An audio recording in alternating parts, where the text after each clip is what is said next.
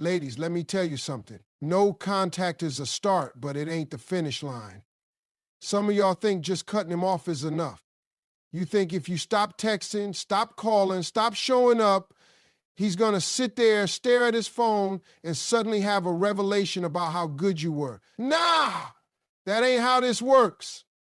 No contact is just the beginning, not the solution. A lot of people think that if they just cut off communication, block the number, and disappear, that's all it takes to make an impact. But see, no contact is only a tool. It's not the transformation. It's not the thing that's going to change the way he sees you, and it's definitely not going to heal you all by itself. No contact is a step, but if you don't use that time wisely, you're just waiting in silence, hoping for a reaction that might never come. Men don't process absence the way women do. When you go no contact, you might be sitting there, feeling the weight of the silence, wondering if he's thinking about you, waiting for that text that might never come. But a man, he might not even notice at first. He's not wired to feel the loss immediately. That's why some of you get frustrated when weeks go by and he hasn't reached out. That's why you start questioning if no contact is even working. But see, it's not about making him feel something right away. It's about what you do with that silence. If all you do during no contact is sit around, scroll through old pictures, stalk his social media, and replay every conversation in your head, you're not really in no contact. You're just in pause. You're stuck, waiting, not moving forward. That's not power. That's not growth. And that's why some of y'all break no contact so fast, because you didn't actually use that time to change anything. You were just hoping that your absence alone would be enough to shake him. But a man doesn't feel your absence. He feels the shift in your energy. He feels it when you stop waiting. He feels it when you actually start moving on, not when you're just pretending to. No contact is your time to get real with yourself. It's the time to ask yourself why you were accepting less than you deserved in the first place. It's about figuring out what in you allowed you to stay in a situation that made you feel like you had to beg for love, for effort, for respect. It's about recognizing that you don't just want him to feel your absence. You want to feel your own presence again.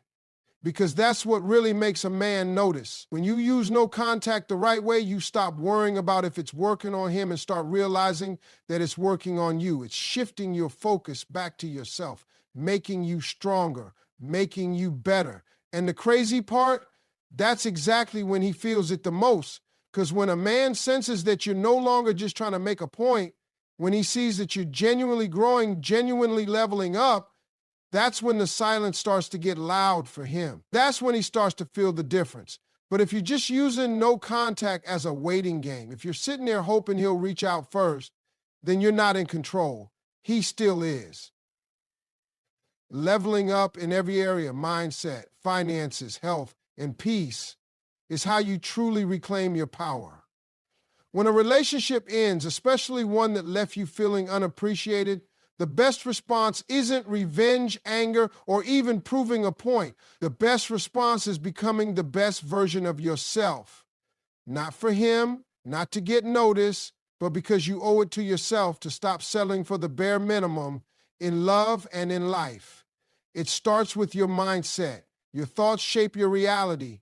And if you're still thinking like the person who accepted less than they deserved, you're going to keep attracting the same type of situations. You have to reprogram your mind to understand that you are worthy of more, that you don't need validation from someone who couldn't see your value, and that your happiness is not dependent on anyone else. You can't just think about moving on. You have to believe that you're meant for better. That belief has to become so strong that it shifts the way you walk, the way you talk, and the way you show up in the world. Finances matter too. It's not about chasing money to flex on anyone. It's about securing yourself so that you never feel stuck in a situation because of financial dependence. It's about building something for yourself, whether that's getting a better job, starting that business you've been putting off, or simply learning how to manage your money in a way that gives you freedom.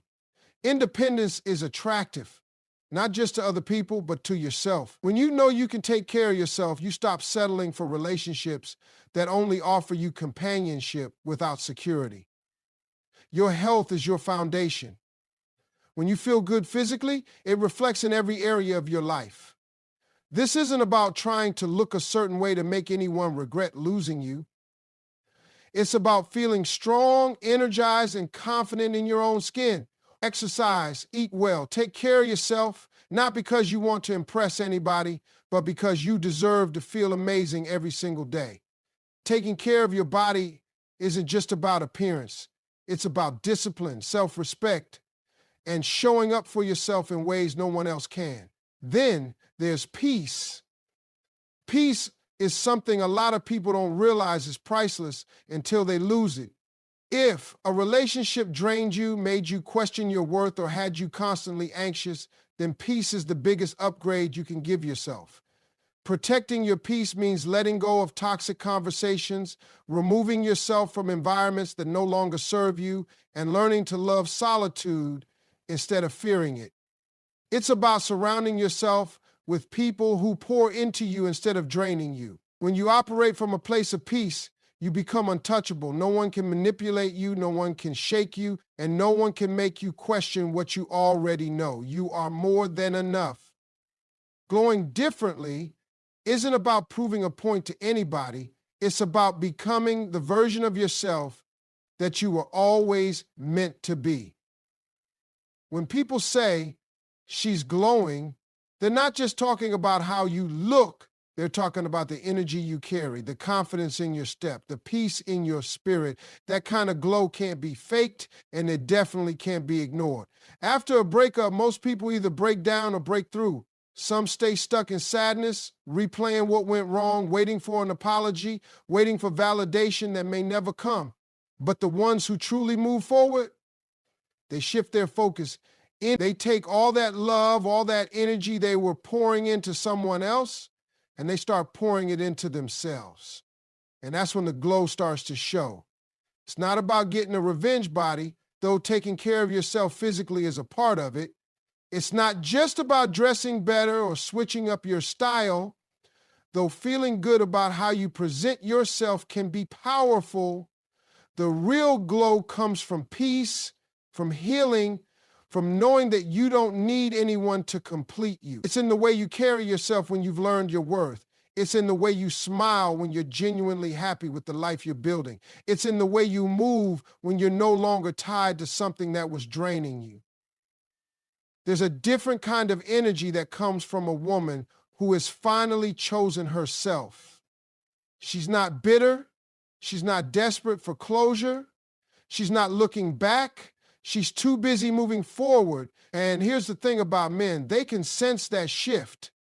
They might not notice when you're sitting in silence waiting on them, hoping they'll come back. But they will notice when you start glowing differently, when you stop reacting, when you stop looking like you're hurting, when they see you laughing, thriving, living your best life, not as a performance, but because you truly feel free. People don't miss you when you're gone. They miss you when they realize they can't affect you anymore. When they see you happy without them, when they see that you've grown into someone they no longer have access to. That's when it hits. That's when the silence gets loud for them. Your glow is your power. It's your proof that you didn't just survive the pain, you transformed because of it. It's a statement without words, a message without needing to be sent. It's undeniable. And when you reach that point, you won't have to wonder if he notices. You won't have to ask if he regrets losing you. Because the truth is, by then, you won't even care. Moving on authentically means truly letting go, not just pretending you have.